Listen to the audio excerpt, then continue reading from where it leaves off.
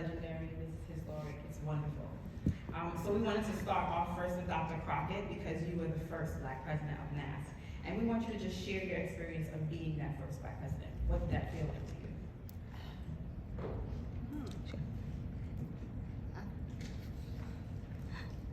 Can you hear me? Yeah. Okay, Yep. good. When I first got that. It's not on. Yeah. Put it closer. Okay, is it on now? Yeah. Yes. Oh, I have to speak. You gotta put it closer.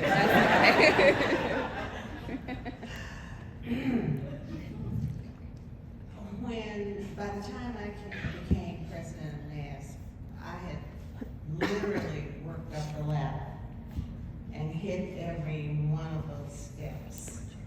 Because that was back in the day, if you're Black and you want to be in leadership in anything, it's not just NASP, it was GPA, well, Georgia Psychological Association, any of them, you had to have this pillar of working and doing a good job in those levels to be seen as qualified, because you had to go beyond this.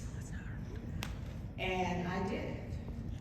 It didn't bother me as much as it did my friends, my colleagues in Georgia. Who's here from Georgia? Georgia, please stand just for a hot minute. In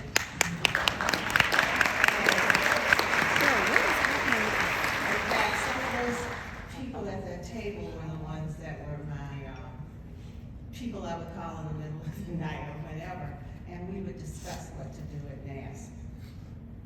And somewhere along the line, the people of NASP decided, she can be president.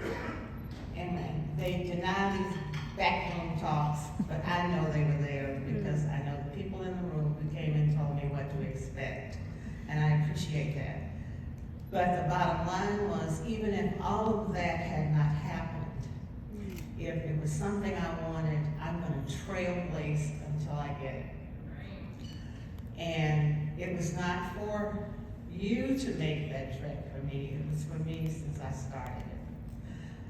But I must say, the people who work with me as president of NASP continue to be my friends. When I went through some very serious near-death health problems, they were there for me, whether it was, where is she? Out at, I see your face. I'll tell you right now, I forget names, I got too many, my storage is full. But you would call, you would check, you would be very positive and say you're gonna get back out there. And I started looking at each state, I started looking at the conventions, and it's something wonderful. Black women and men, Hispanic women and men, Native women and men, who were coming to NASP and putting themselves out there to work to make it a better organization. I'm sorry, I forget. My baby, my 5-year-old great nephew who helps me do everything because he thinks I'm illiterate. Don't teach young kids new words. He's always there to help me. But anyway, it was a trial and it was a joy at the same time. We talk about, a lot of people throw out that statement, don't let anybody steal your joy. I grew up hearing that. My mother had rheumatoid arthritis that she passed on to me, but hers was the most severe case the doctors said they've ever seen. Yet this woman would get up in the morning and cook breakfast for her kids. And she said, if you know you're in the place you're supposed to be, and you know what you're supposed to do, there is no reason why you don't. And most of what kept me going as president of NASP was the support of people like my friends from Ohio, from Georgia, from the islands, from across the street, the mother who came to see me to say, I'm so glad you're helping my son get through school. It was everybody, it wasn't just NASP.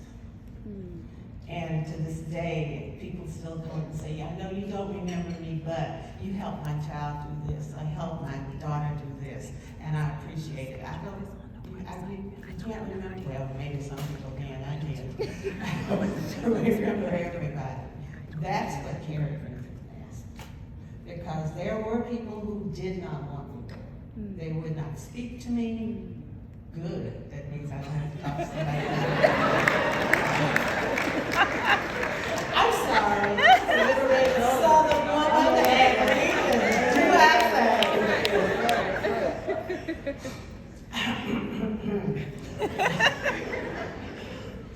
Because I like people, and I like people who are willing to work to help children.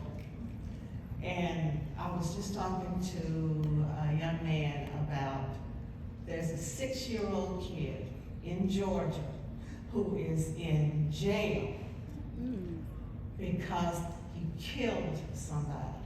And they want to try him as an adult, first-degree murder, which is automatically a death sentence. Who in the hello puts a 6-year-old child in prison and start the process to have them executed? This is Georgia. This is still Georgia, and it's not just Georgia. It's Alabama, it's Mississippi, the southern states, the ones that go up the Midwest, the men's on the south. We are the ones that will speak out for that child loudly and long, and I don't know if it'll change them, but we will be there. And that's what I like about school psychologists. We take on the hard work, and we succeed in making it better for children.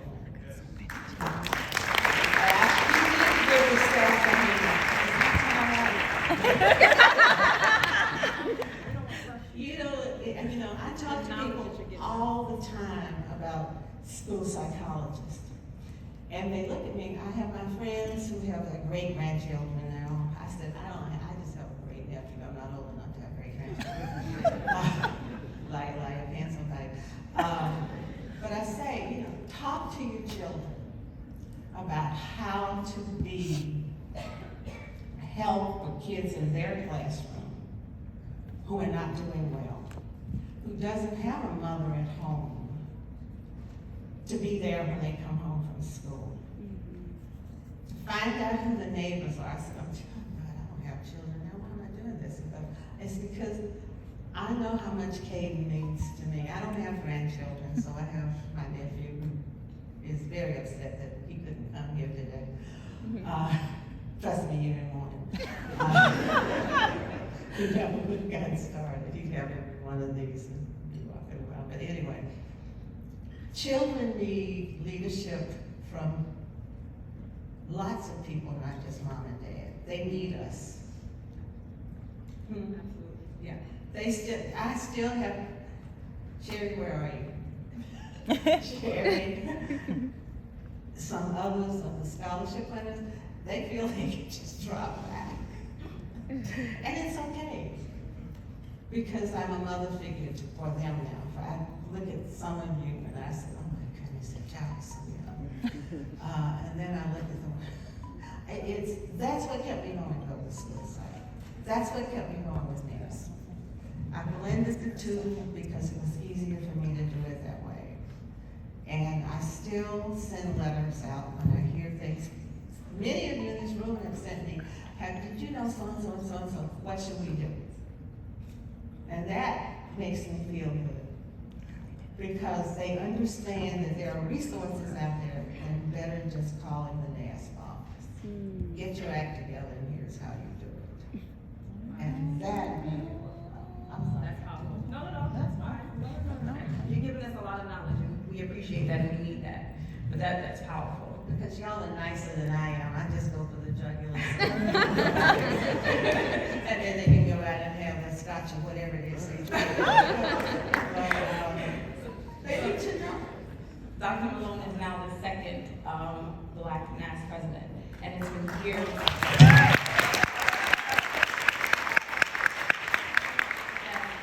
It has been 25 years since the time. So how has your experience been?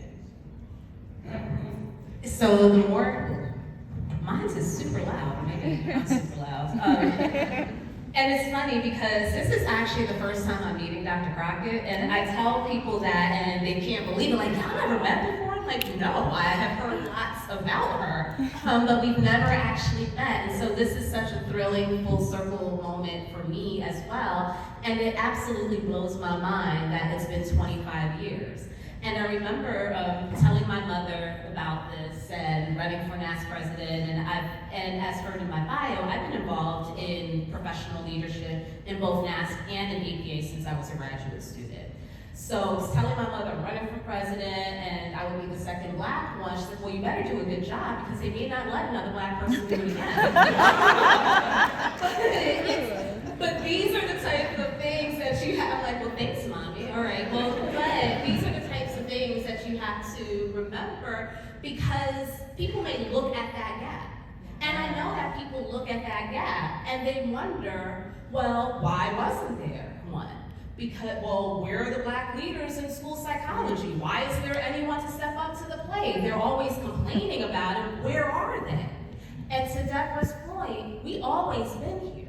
Yep. It's a matter of being able to navigate those networks. Because I'm from, and if you've heard me talk before, you've heard me do my photo introduction as well. My parents are born and raised in the British Virgin Islands. They were the only ones of their siblings to emigrate to the United States. I grew up in Harlem.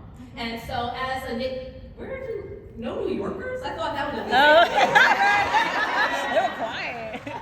But growing up in Harlem, I could see the stark differences when you go to neighborhood and neighborhood in New York City when you're just riding down the bus on Fifth Avenue.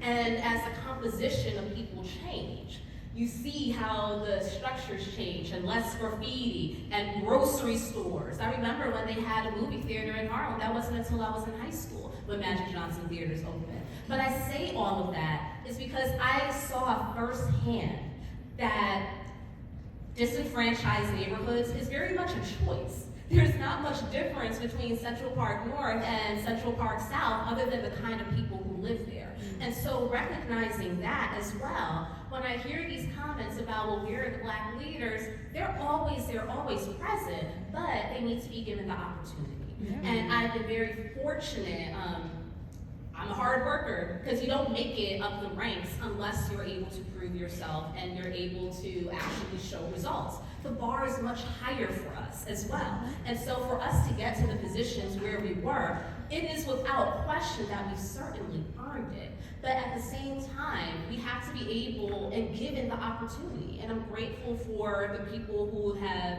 created spaces for me to lead. I'm a graduate of Temple University, and I had several models of professional leadership and people who talked to me about being active in the Association of School Psychologists of Pennsylvania, being involved in NASP, being involved in APA as well. I entered school psychology at a time where our title was at threat with the Model Licensure Act. And so seeing firsthand the advocacy within NASP, it showed me the importance of being involved in professional associations. But I also noticed, coming from counseling, that how are we not having any conversations or any coursework dedicated to multicultural issues? And that's very much in counseling, which I got my master's in. So I know, and I knew that there was a body of work that covered that. And that's what I wanted to bring in school psychology and why I got involved in NASP and APA from the beginning. Well, why aren't we teaching diversity courses? Who makes this decision? Oh, it's accreditation and program approval standards. Well, why aren't they better?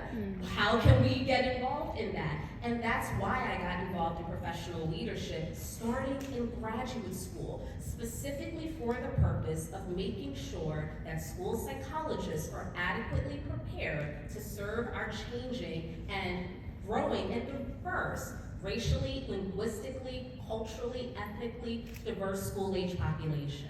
School psychology is an overwhelmingly white field. Our school children are not.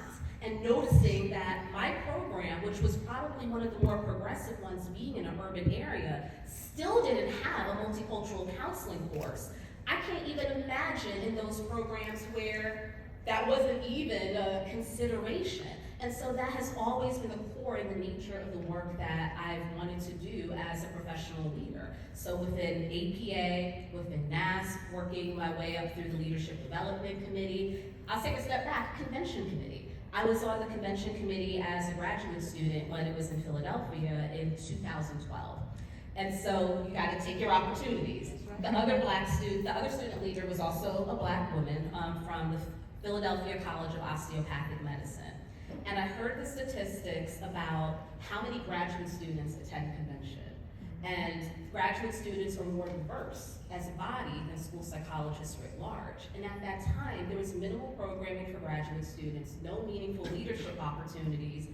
And so we were in the bathroom right before, and I was hyping her up. Like, we need to say something, because we're just responsible for planning the grad student outing. But I'm like, Makia, did you hear that we are about a third of the people who come to convention, but there's no programming for us? There needs to be programming. Shouldn't we put something together? And so got her hyped up, and when it was time for us to present at the convention committee meeting to talk about the graduate student welcome, we made a case for more meaningful convention programming for graduate students, with an increased focus on diversity, as well as building the leadership pipeline. Because again, at that time, there weren't leadership opportunities for graduate students. How are you gonna say that we need leaders, that we want to be a strong professional association, when you have the future of the profession being cut off from any opportunities? And they need that training and that opportunity. You can't cut off the source of your leadership because they're interested, motivated, ready to go, and then being told no. And then when they get their degrees, you're begging them to serve on your state association boards. We need to have those opportunities very early on. And so from that meeting, they added some convention sessions for graduate student leaders. There was a push over time to have more graduate student involvement. That convention, I presented to the NASP Board of Directors on APA's model of graduate student affiliates, because I was involved in APAGs at the time. And to think, I'm presenting to the Board of Directors as a graduate student in 2012, and then 10 years later to be president. Is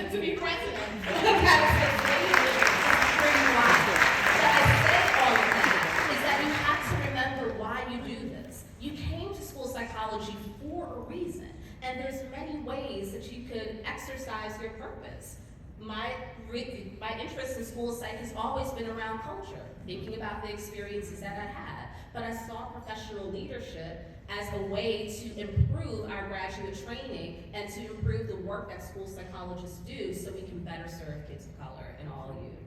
Yeah. Dr. Malone actually answered our second question already. I was gonna ask about your experience as a Black school psychologist and how that informed your approach to addressing diversity, equity, and you talked about all of that within your responses. So I do want Dr. Crockett to also let us know a little bit about that.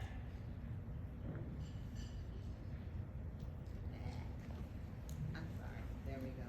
I need Kate here. I think I got it. There we go. It's interesting talking about how you got to the point where you said we're going to do this at NASP. I came through a different door.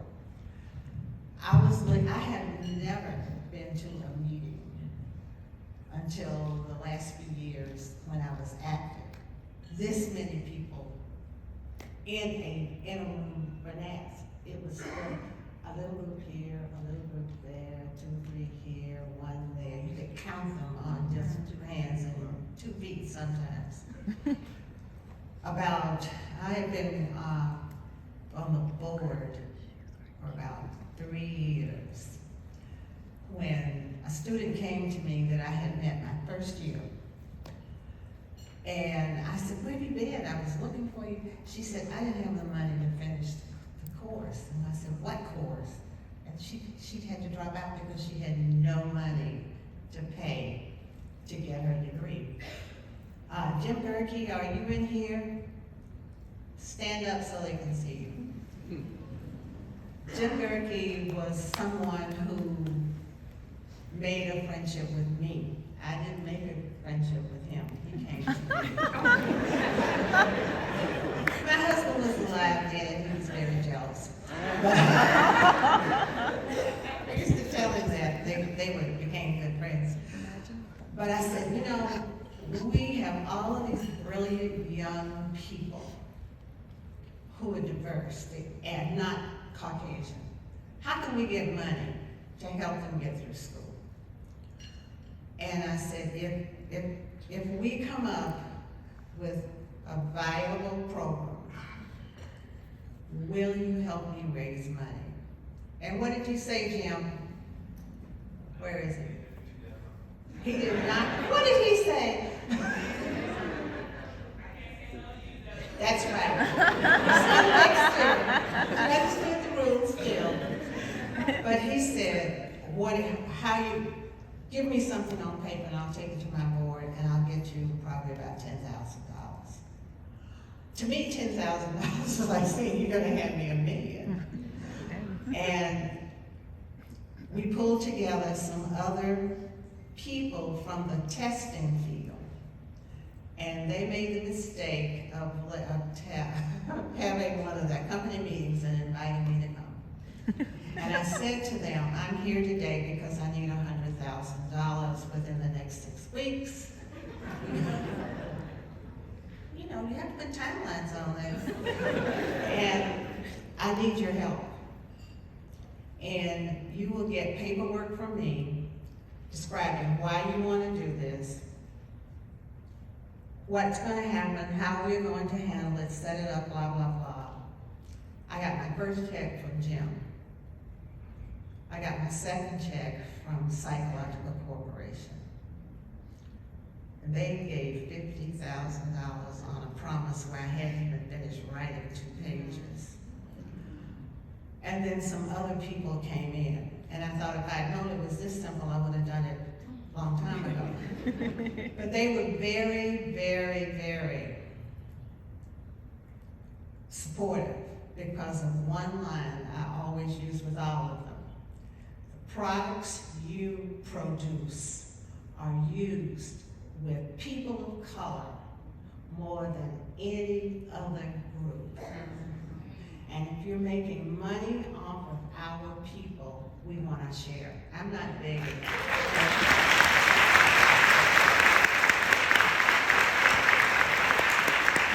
I'm surprised they invited me. I really was surprised. I thought, oh God, you just said that as you commanded it, which I did. I'm the oldest of 6 girls. My mother and father died early in our lives. So I've been giving orders for a long time.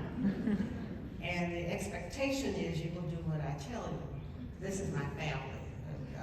6 women is quite a journey. But they came through, they helped me, they got out, they stomped the grounds. Psychor had every employee make some donation to that first amount of money. The first person 2.5 years later who received a scholarship was, stand up. I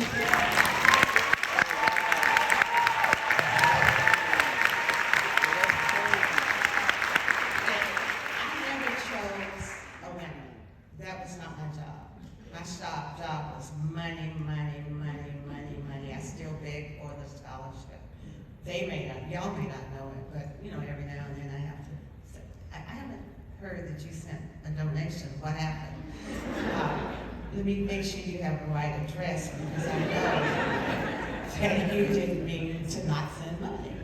And it sounds like people need help. Okay. But I remember when I said, you know, when I said that I'm going to run for president, people who were my advocates, the number went down, like I cared.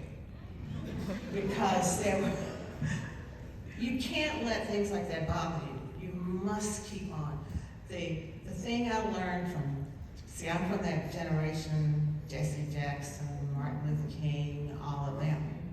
My freshman year at Spelman, my whole class walked off campus because they had told us we could not participate in any of the activities going on. We all know Atlanta was one of the centers. And we would go to places where they said we couldn't go. Half my class left school to join the movement. The other half of us stayed in school to help the movement with the people we were working with on campus. And so a lot of that background of what I had been through, I brought it to NASP. Some of you know I was very nice and asked you, others I told you, because that's what a good parent does. And I see myself still as a parent of a minority scholarship. I don't know, you can tell me later, how much money, where the problems are, and I still want to work to help. I had a call from you about a student in California, and I said, you know, this is ridiculous. Go make your cup of tea and sit down and have some conversations. And the next day, they sent you the information you needed, and you sent the check. It's real easy. And I will continue to do that until I die or I lose the ability to speak. But then I'll get a typewriter. But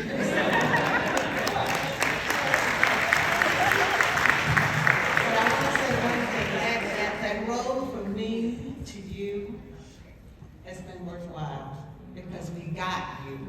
When I saw you were running, I wasn't feeling good, and then I heard you were running, and I got healed for a minute. And I'm on the phone. Get on your district and gas, tell everybody who's running, and Deborah said vote for Celeste. And I said, you know, call and tell us to do these things, like you have like we're supposed to do it. And I said, that's why I don't call you junk. It's realistic stuff. And we have, where's my, I don't see you, I broke my glasses yesterday and had to wear the old ones, which means I'm not seeing. Where's Decatur, DeKalb County? Raise your hands. Okay. I couldn't get in touch with who I wanted to over there, so I sent an email. I hope she got it. I know how to use email. Dr. Rocker, I want to give you a chance. Okay, yes. I'll talk to you all day. Well, it's, people underestimate the power of our network and how we look out for each other and the lineage and the support, because we track election participation within NASP. And I had a goal. I'm like, people don't realize that who's on the ballot matters. Right. That people will care because it's a different race. And seeing somebody that they hadn't seen before, because I was going through old communiques. There have been all of 3 people of color, Black people, who have run for NASP president. Me, you, and Robin Satchel. And so in my lifetime as a school psychologist, and most school psychologists' lifetime, they've never seen any diversity on the slate. And so people are going to show up and show out because this matters who's in the room. Absolutely. And I will take, my election was one of the highest participations for the association, and I believe it was for that reason. It matters. It does. That was the first time I voted. And that's what I do. People say, like, wait a minute, when do I need to renew so I can make sure that I'm able to vote? That matters. And same thing for the convention attendance. People coming to Denver. That matters. One of the highest attended conventions in NASP history. And people weren't expecting it post-COVID. But having a leader of color, having someone that looks like you, it matters. It signals what type of content you're going to have, what is going to be accepted, and it was an incredible experience. But even just going back to the gap though, because that was another thing that struck me in my work at NASP. I chaired the NASP Equity, Diversity, Inclusion Implementation Task Force. And as part of preparing the report, I created a timeline of diversity initiatives within NASP. And part of that was reaching out to the chair of professional positions to see the original adoption date of some of our position statements.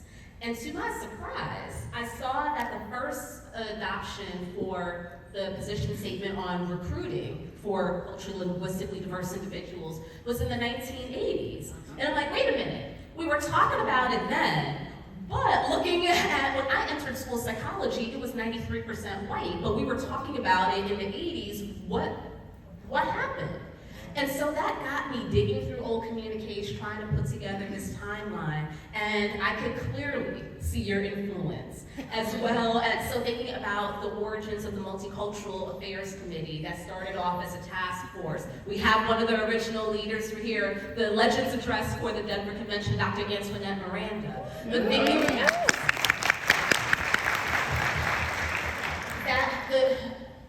that position statement about diversity, recruitment, and retention, and a flurry of other activities, and then the timeline was empty.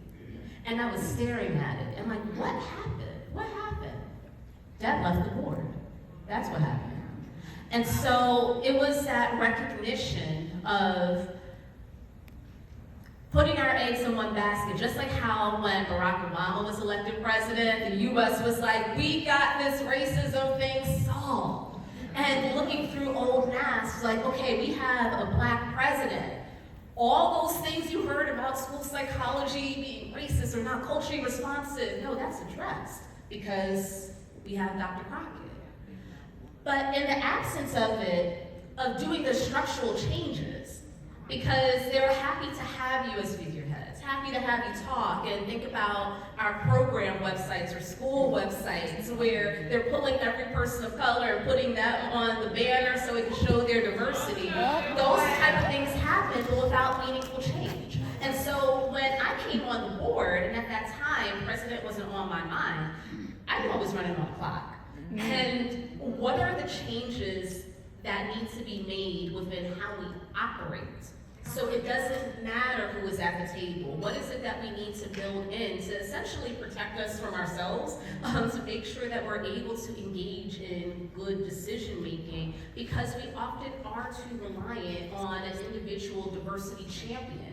We see this in our graduate programs, where all too often, those of you paying tuition to go to these programs are the ones leading the diversity initiatives and teaching your faculty how to do it. But you're the ones who are teaching.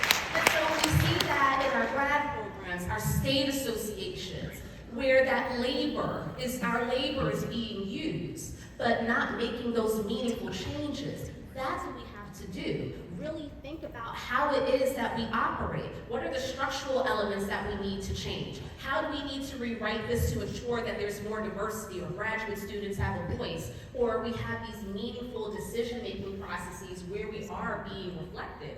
That's what we need to think about. And so whatever space we go into, yes, our presence matters. But it's also, just like you were going in, building it as sustainability. We should always be thinking about what is next and what is beyond us, and how do we build a legacy for others to build on. That's what happened with the NASP Minority Scholarship Program and the Multicultural Affairs Committee and everything since then. But we need to continue doing that work to reconstruct and rebuild school psychology so it can meet its full potential. Because I think that we are one of the most underappreciated and underrated education and psychology disciplines. Between our combined knowledge of psychology, we understand behavior. And I won't get into my whole we need to put the psychology back in school psychology thing. That's a whole other thing. But as psychologists, we understand human behavior. We understand how people think and learn. We understand systems. We understand how groups work. And we bring that knowledge with us in schools. We understand educational systems. We understand who the decision makers are and the systems, the multiple systems, and everything is embedded. And so a lot of the problems that happen in schools, well, one, we were contributors to it for the reasons that I highlighted, but that same knowledge we have, we should and could be using that to alleviate a number of social issues, starting in schools, but also extending to communities. But again, it's the structure part. So now that you talked about that, what is your vision for the future? What does that look like? And how do you see the profession evolving for years to come? Sure. So part of it, I think about having the graduate students actually staying in the field. Because right now, a little over a third of school psych graduate students are individuals of color from racially and ethnically diverse backgrounds. Our diversity of graduate students has increased significantly over the past several decades, but you can't tell when you look at the school psychologist population. Why? Because they're leaving the profession. That I want to serve kids and communities and youth and not seeing school psychology as a place they could do it, or they are harmed in the process. How can we create, what my vision, my long-term vision is for a school psychology that reflects the cultures of the communities that we serve, that is reflected not just in our demographic composition, because too often we've focused on that, but what does it look like in terms of our broader composition at all levels, but in our practices, in our research, in our professional associations, at our conference, that the diversity of our profession should be evident in that through and through with every single professional product, and the outcome of that will be the services that we deliver to kids and youth. Mm-hmm. Thank you. Dr. Crockett, the conversation essentially started with you because you were the first Black president of NASP. So, from where you started to where you are now, what is your vision? You mean forward from her? Forward from her. Yeah. Because this essentially started It's with you. going to be an interesting roller coaster, you know, to see them follow her. Because I think watching you this year, my family think I'm crazy to talk to the newspaper. It was always, that's what we do. That's what we do. That's what we need to do. Yes. You had a child, BSPN is what we needed to do. That's what she said. Yep. BSPN. She don't know that. No, but in fact, I'm going to be meeting with the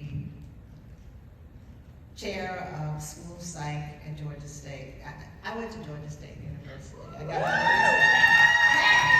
to and you know that I am not afraid of the dean, the president, the janitor. I don't care, whoever you need. And I had a long conversation last week with them, and I'm very disturbed about some things that are happening. And they're doing it only to follow the national guidelines. I said, well, okay, we need to go national. But I think they're afraid to go. I told them, I don't always filter well. But we've got to do something. When I hear of some of the people I talked to this morning, I did not know you, I'd never met you before. And I said, I wonder 5 years from now if there'll be school psychologists. They're just getting out of school. They go to work for a public institution. They're school psychologists, and all these people want you to do is throw out numbers and place kids. I am pleased to say in the last 6 years of my working, everybody swears that I set this up. It just happened. God's on my side. Amen. I have always wanted to work in alternative school with the kids who are kicked out, who people say they cannot learn. And they say all kinds of things, and they just want to get this dirt water out of the system, so scores will go up, and blah, blah, blah. And those were the most, I would go home smiling every day, because I knew that tomorrow, this one would be back, and we're going to save him. Well, that's what we do. We don't give a test to have a piece of paper in a folder, in a file cabinet that gets misplaced, and you just put something together to put this kid 29601 in Miss So-and-so's class because he's BD, he's LD, he's crazy, whatever. And you take these outcast kids, is what I call them, and you have the opportunity and the joy of working with them one-on-one and working with the parents and finding out where the blockade was, that they were not moving forward. And yes, you're tired. You're at school sometimes, and you've been there since 6 o'clock in the morning, you're 6 o'clock at night, and you still have that hour's drive to get home. But you drive home jubilant, because you've seen positive movement for these children who go on and they get out of high school. And we know if we can get them out of high school, and even if they don't go to a 4-year college, they go to a 2-year college, or they go into the armed services, and they're successful. They still call me to say, thank you so much. I just got promoted. They're in the Army or wherever.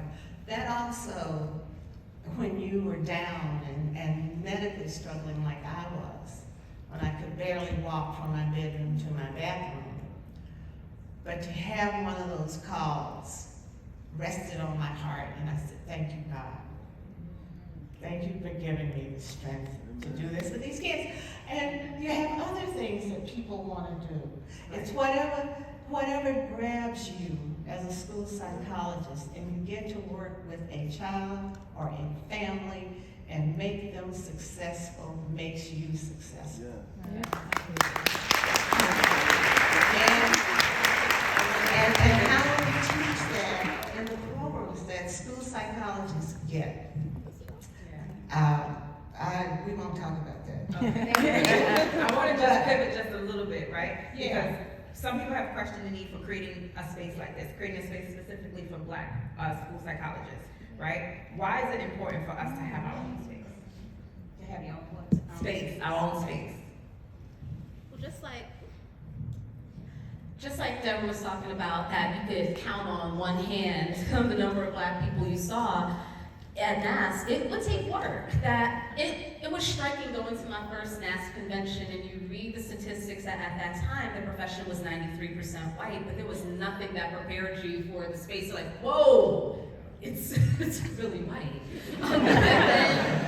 But then you see one other person, and you're like, okay, you develop. You look at each other and you get the nod, smile, and all of those pieces and connections start forming. And then usually you end up at the African American subcommittee meeting. That's where I ended up my first NASP convention, and you start to find your sense of community. But it takes work to gather, it takes work to gather us. The scattering, and you may be the only in your program or in your district. And so in a profession that doesn't have a lot of diversity, where could you find people who are like you? And I remember when sometimes these ideas are proposed, the idea of affinity groups, well, isn't that racist and separatist? Well, in the profession that's 93% white, you're with your people all the time. So why is it so wrong that I want to be around other Black people? And so people aren't just take it for granted, that sense of being in community, to share common ideas, themes, to be able to talk freely without the fear of microaggressive or aggressive experiences. And then, like I said, I'm from Harlem. And so being in places and spaces, and I work at Howard. And so I know the power of Black spaces. And I firmly believe that actually working at Howard during right after postdoc, I think about where I was for postdoc, and I couldn't imagine being there during when Trump was elected, and how awful it would have been.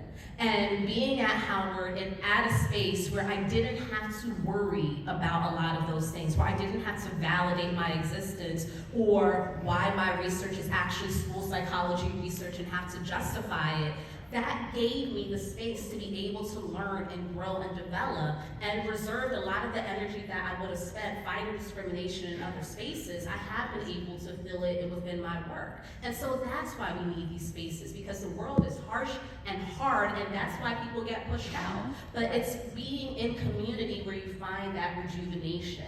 And it's important for us to have these organizations. That's why you see all of the ethnically identified organizations, places for us to develop and cultivate our own, and still being a part of a larger profession. We have to wrap up, but I want 1 minute, right? Advice for the next Black Schools president of NASP after Dr. Malone. I would say I'm sorry. She always says The individual really needs to connect with this lady, because she is our most recent success story. Yep. She has a group that she responds to. And let everybody pull somebody in. I was so excited when I turned around and saw this in Black School. It was like prayers are answered. Like, yes. The door has been opened, and we've got to get more people of color, ethnicity, whatever term you want to make, to come into the room. And we need to start early. Thank you. High school. Yes. Yes. High school is where you need to start, because those kids are starving to work with people of color. Thank you. Everyone, please give our panelists a round of applause.